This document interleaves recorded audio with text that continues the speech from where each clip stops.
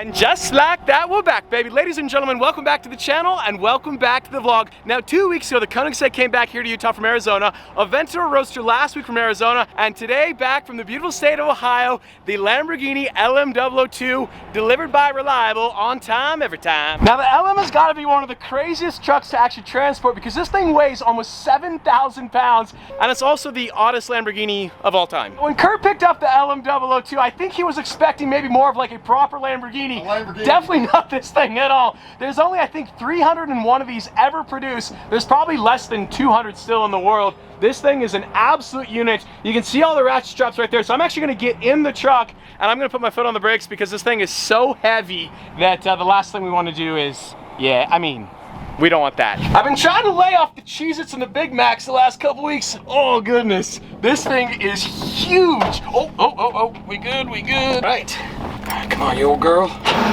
Every time, oh, no, come on.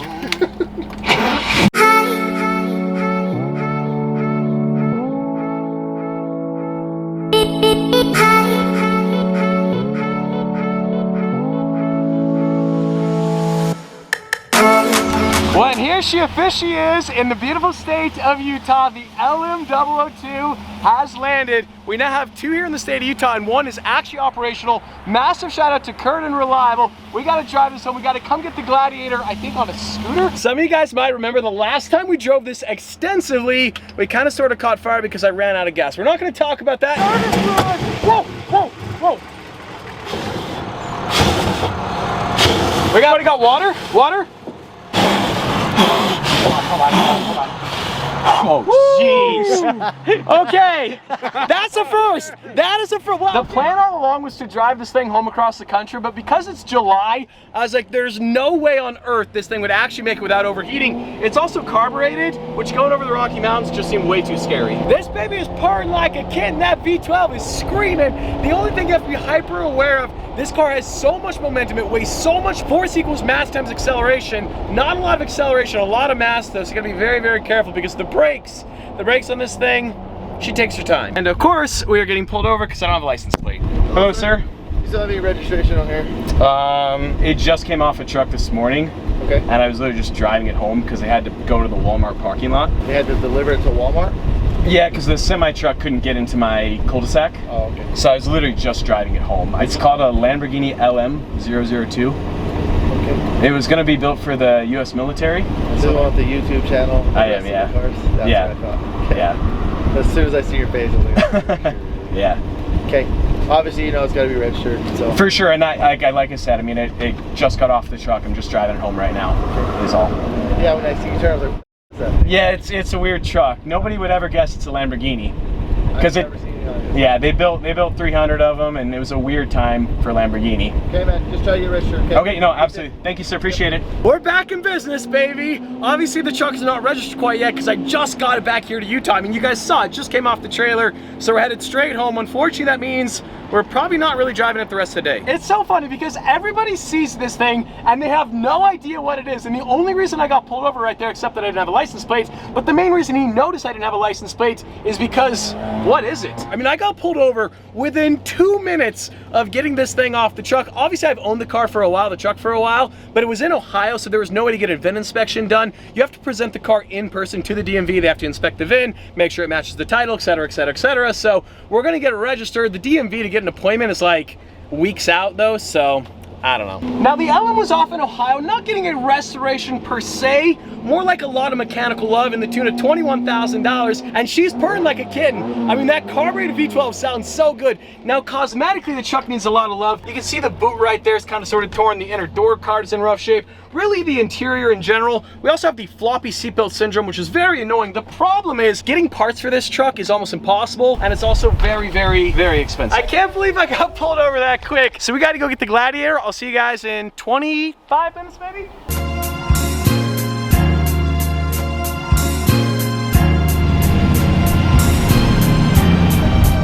Honestly though, the Bugatti scooter, the practicality, it can't be understated.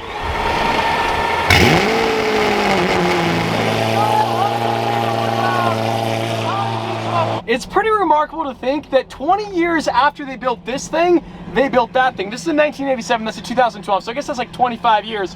But it's crazy in 25 years how much the world can change. That thing, this is just like a little bit harder to drive. Oh my gosh. It is a core workout through and through though. And you guys know I got that muffin top. There's 301 of these ever built, and there's 2 of them right here. I love the Roadster and I love the Koenigsegg, but there's something about the carbon coupe. As promised in the last video, I told you guys we had an update on my dad's truck. We're headed off to go see Josh. My conscience is feeling like a little bit bad right now. I kind of lied to you guys as well as that police officer. Like, I was headed home with the LM to come back to the house via the Chick-fil-A drive-thru. I was gonna get a Chick-fil-A lunch and I got pulled over. Obviously, I ended up skipping lunch and I headed straight home, and now I don't have time to eat. We're headed to go get an update on my dad's truck. It's 4 o'clock. I haven't eaten all day, so I apologize if the synapses aren't synapsing. We got the G80 M3 and just the coolest color combination ever next to the M4. I almost bought an M3 in that exact color. That is wicked. If you guys don't know Josh, this is the only man that I have spent 7 nights next to each other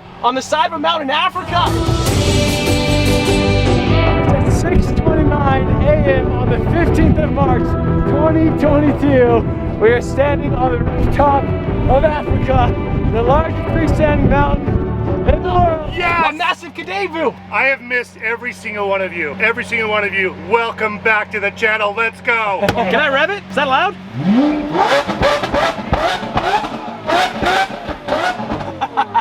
You haven't heard this one yet, have you? No. Yes, sir. Oh my I'm God. back, baby. I'm back. This guy's forearm hair. I It know. matches the color of your beard. Also, look at my little baby wrist next to you. And are you kidding me? Right. As far as the genetic makeup, it's not even fair. It's not fair that people like you exist. You get there, and you don't even need to wear a hat. I know. Okay, I'm the one going You tell me all bald. the time too. I need to stop wearing your hat. Why do And you I'm wear a like, hat? He's got a know. perfect hairline. I love know. this man. I- What happened here? Dude, What, so what in the world? so crazy. They wanted to go drive this over Right. the weekend.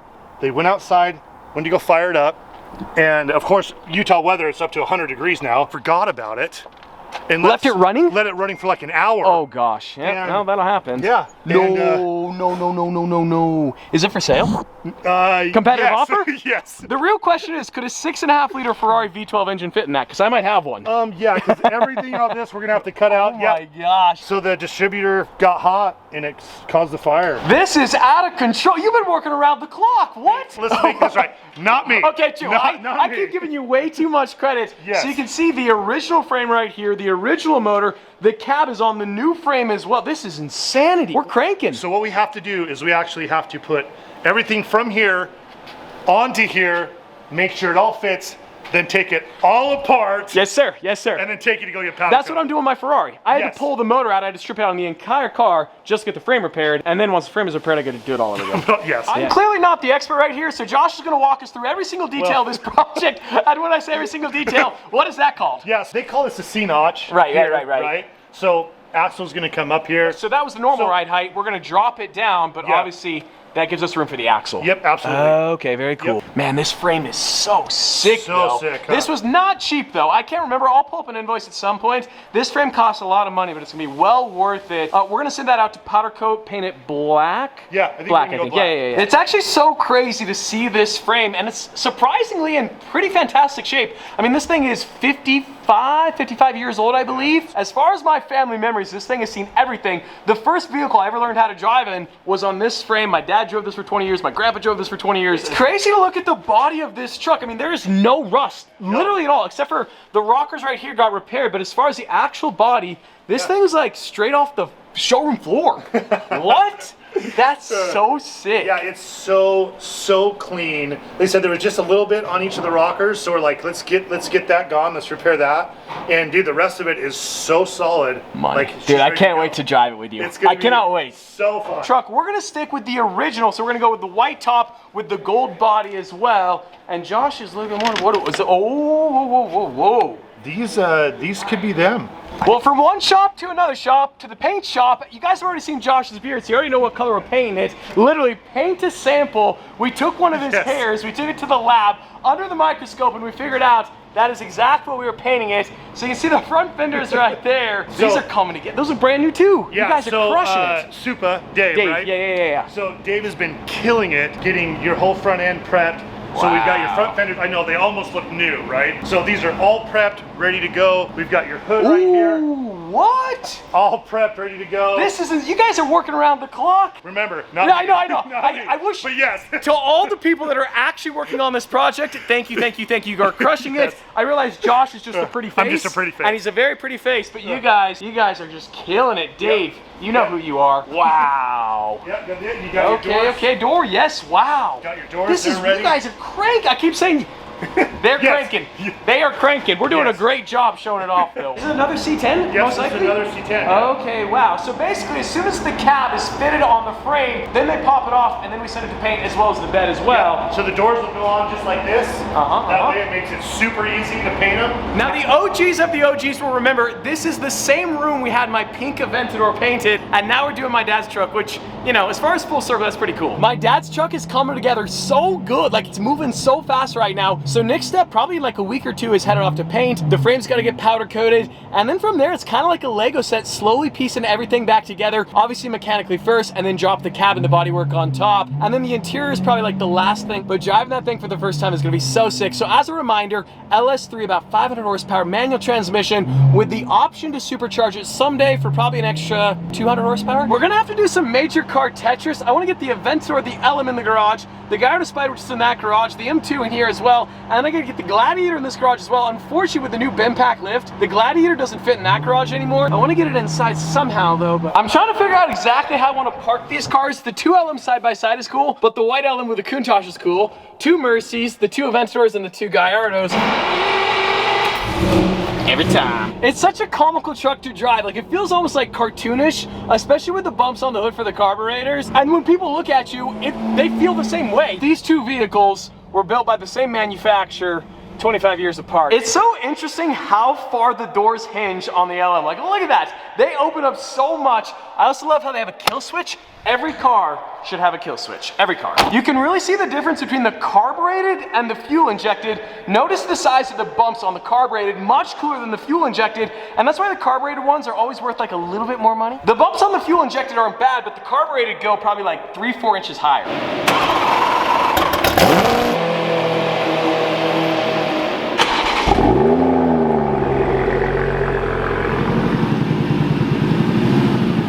There's just something about these two cars together. Unfortunately, the clouds just rolled in because both these cars under the sunshine is absolutely killer. So the coupe is going in for its interior momentarily, and when I say momentarily, I don't really know quite yet, but goodness, they're so sick. Of course, the coupe has the Gintani exhaust, and this has the Frequency Intelligent. And the interior was done by, of course, E3 Customs. Absolutely crushed it. That's exactly where the coupe is going as well in Florida. I just gotta find the right time, but it's so nice in the summertime to have all the cars together. And once again, the Lamborghini doors are the most practical doors known to man. So you got double Mercy, double LM, double Aventadors, double Gallardos, and we got the Countach and the Espada, and obviously the Koenigsegg and the Lotus. But the color palette going on right now, all we're missing right now is the Storado, the A12, and the TRX. Storado's gonna be here soon. TRX, A12, you saw in the last video, I have no idea. But on that bombshell, today's video is over.